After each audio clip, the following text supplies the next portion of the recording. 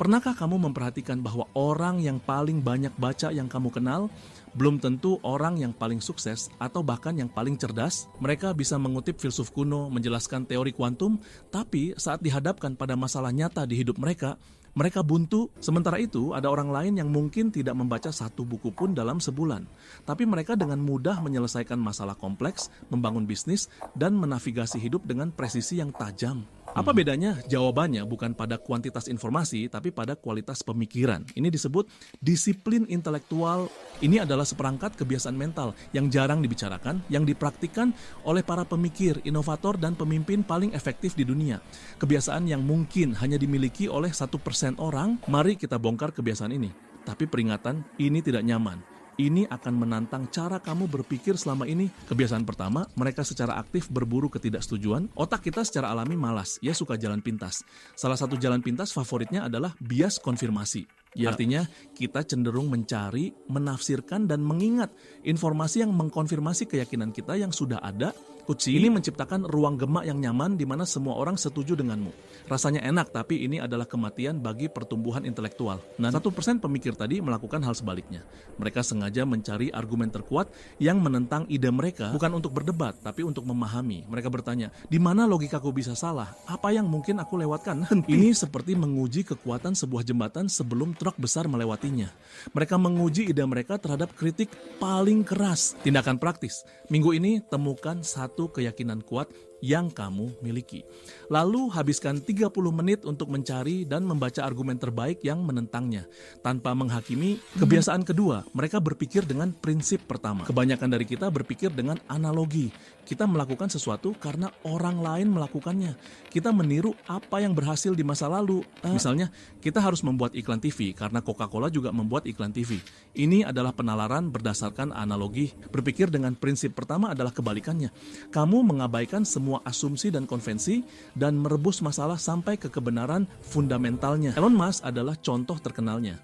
Saat ingin membangun roket, orang bilang biayanya jutaan dolar karena roket memang mahal. Musk bertanya, terbuat dari apa roket itu?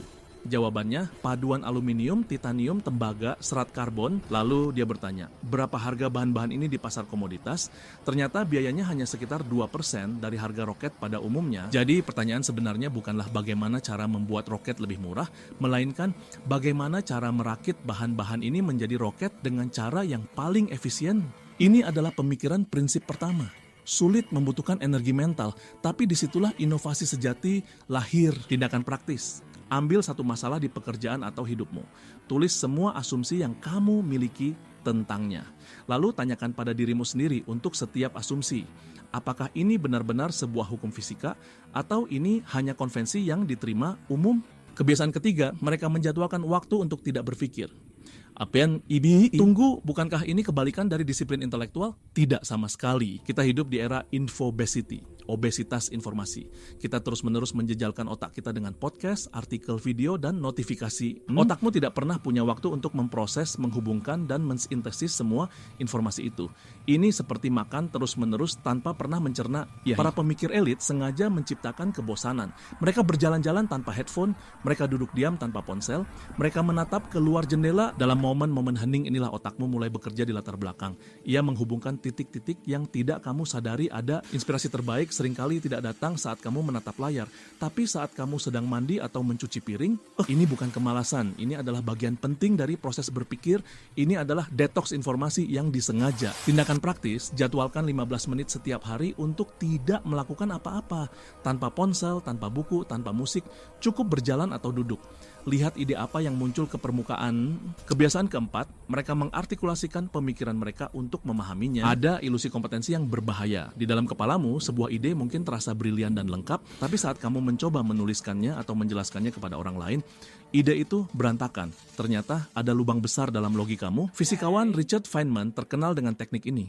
Dia akan menguji pemahamannya dengan mencoba menjelaskan konsep kompleks kepada mahasiswa tahun pertama. Jika dia tidak bisa menjelaskannya dengan istilah sederhana, itu berarti dia sendiri belum benar-benar memahaminya. Menulis adalah alat berpikir yang paling ampuh. Saat kamu menulis, kamu terpaksa mengklarifikasi ide, menyusun argumen, dan menghadapi ketidakkonsistenan. Kamu tidak menulis untuk mendokumentasikan pemikiran yang sudah jadi. Kamu menulis untuk berpikir tindakan praktis. Pilih satu ide kompleks yang sedang kamu pelajari, buka dokumen kosong dan coba jelaskan ide itu seolah-olah kamu sedang menuliskannya untuk anak berusia 12 tahun. Perhatikan di bagian mana kamu mulai kesulitan. Jadi, mari kita rekap. Berburu ketidaksetujuan, berpikir dengan prinsip pertama, menciptakan keheningan, dan mengartikulasikan pemikiran. Kebiasaan-kebiasaan ini tidak seksi. Mereka tidak akan memberimu kepuasan instan seperti menonton video motivasi 5 menit, mereka sulit. Mereka membutuhkan kerendahan hati untuk mengakui bahwa kamu mungkin salah. Mereka membutuhkan kesabaran untuk berpikir lambat di dunia yang serba cepat. Tapi inilah perbedaan antara mengetahui banyak hal dan menjadi bijaksana. Antara terlihat pintar dan benar-benar menjadi efektif. Disiplin intelektual bukanlah tentang memiliki semua jawaban. Ini tentang memiliki proses terbaik untuk menemukan jawaban yang lebih baik. Ini adalah gym untuk pikiranmu. Semakin kamu melatihnya, semakin kuat ia akan menjadi. Jadi, latihan mana yang akan kamu mulai hari ini?